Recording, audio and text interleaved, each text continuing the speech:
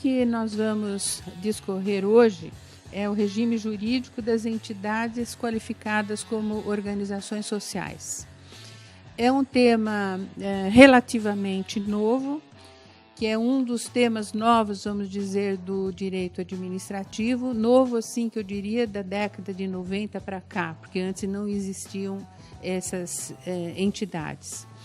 E que o direito administrativo, nos últimos tempos, vem passando por muitas transformações, sendo que uma delas é a maior aproximação do direito administrativo com o direito privado, com institutos do direito privado, a ponto de alguns falarem em fuga para o direito privado ou privatização do direito administrativo. E cresce a tendência do Estado hoje de fugir à prestação direta de serviço público pela administração pública e fazer parcerias com entidades privadas. Então, quando a atividade é de natureza econômica, o Estado, que antigamente dava preferência por criar empresas estatais, hoje prefere celebrar contratos de concessão, contratos de PPP, parcerias público-privadas, com empresas privadas. Isso é quando é atividade de natureza econômica. Quando é atividade de natureza social, como saúde, educação, cultura, assistência, as parcerias são com as chamadas entidades do terceiro setor. São entidades que normalmente prestam os chamados serviços sociais não exclusivos do Estado, são aqueles serviços que estão previstos no capítulo da Constituição, que trata da ordem social, e que abrange fundamentalmente a seguridade social, quer dizer, a saúde, a educação, principalmente, que tem sido mais objeto de parceria, mas também na área de cultura. Existem muitas parcerias na área de assistência, estão crescendo as parcerias com as entidades do terceiro setor. Eu vou falar um pouquinho genericamente, antes de entrar especificamente no tema das organizações sociais, eu vou falar genericamente sobre as entidades do terceiro setor. A própria expressão terceiro setor não era utilizada há alguns anos atrás na área jurídica.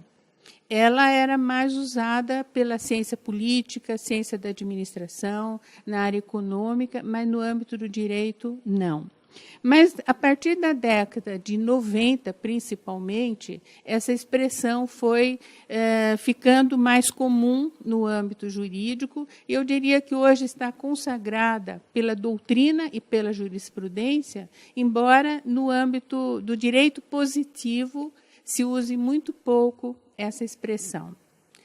No âmbito do direito administrativo, especialmente, quase não se encontra referência à expressão terceiro setor.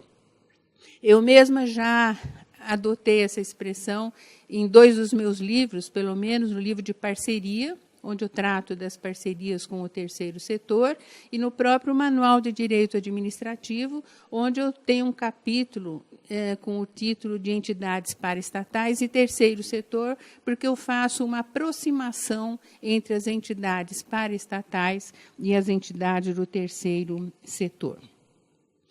O terceiro setor é constituído por entidades da sociedade civil. São entidades sem fins lucrativos e que coexistem com o primeiro setor, que é o Estado, e o segundo setor, que é o mercado. São as entidades tipicamente privadas, as empresas, as entidades com fins lucrativos que estariam no segundo setor. Quais seriam as características que estão presentes em praticamente todas as entidades do terceiro setor? com algumas diferenças com relação ao direito positivo. São várias modalidades que se enquadram no terceiro setor e algumas delas estão sujeitas a uma legislação própria. Por exemplo, nós temos as entidades declaradas de utilidade pública, que existem desde longa data no direito brasileiro. Nós temos os serviços sociais autônomos, são as empresas do sistema S, do tipo SESI, SESC, SENAI. Nós temos as organizações sociais, as OCIPs, e hoje as organizações da sociedade civil, as fundações de apoio, enfim, são várias entidades que nós podemos incluir nessa denominação de entidades do terceiro setor. As características comuns a todas elas, em primeiro lugar, todas são pessoas jurídicas de direito privado.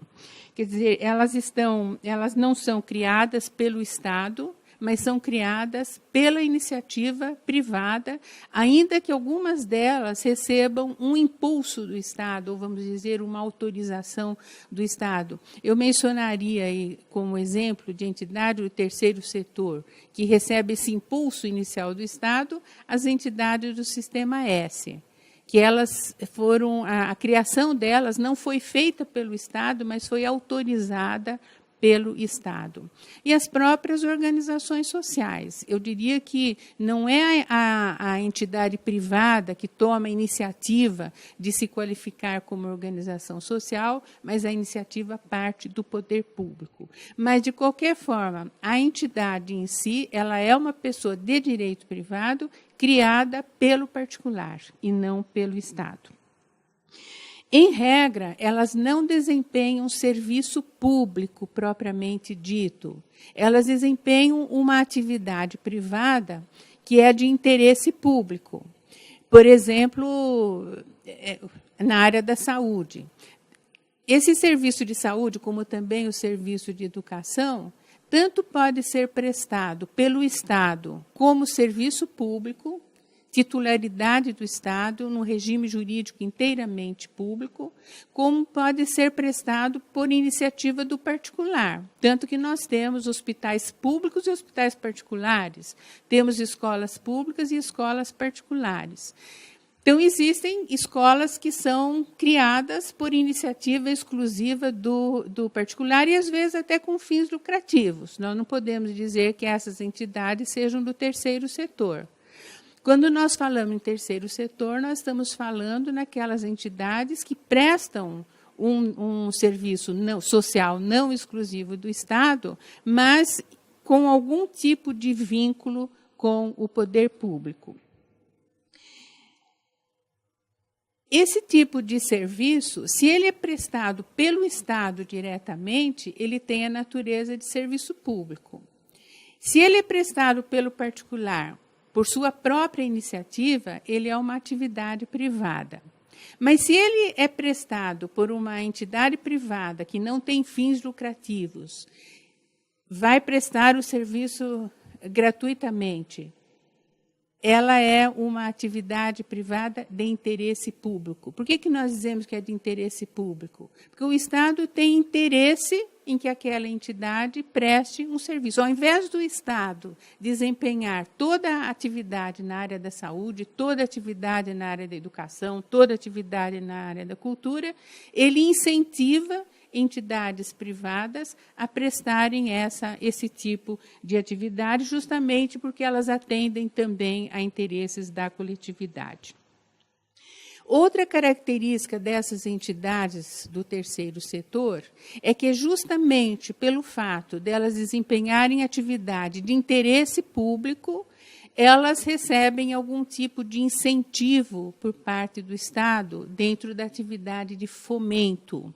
E são vários tipos de incentivo que o Estado dá para essas entidades. Às vezes são recursos orçamentários, às vezes é um financiamento, a desapropriação de um bem para ser utilizado por essas entidades, a cessão de servidores públicos que vão atuar junto a essas entidades, a outorga de bens públicos para uso das mesmas. Então, são vários tipos de incentivo. Quer dizer, o Estado incentiva, dentro da atividade